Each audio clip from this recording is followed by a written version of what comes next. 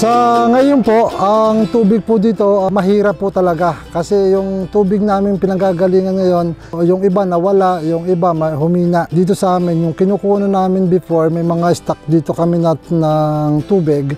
Yan po dati hindi naiigahan, pero ngayon sa sobra talagang init, naigahan siya. Bago may nagpa-drilling kami, the problem ng drilling namin, mahina pa rin yung tubig na lumalabas. Marami po nagtatanong sa akin kung agriculturist ako. Ako po hindi agriculturist.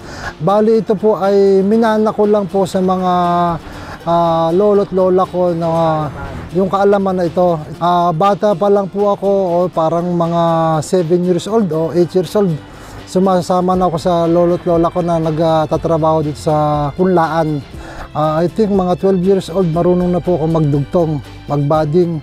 Ang kinuwang ko na lang sa sarili ko, sige, gawa tayo ng gawa ng ganyan, walang problema. Kasi nung araw, basta magkaroon ka lang ng perang konti, okay na eh. Hanggang sa lumaki po, hindi ko naman po inaasahan na ako'y babalik sa ganito.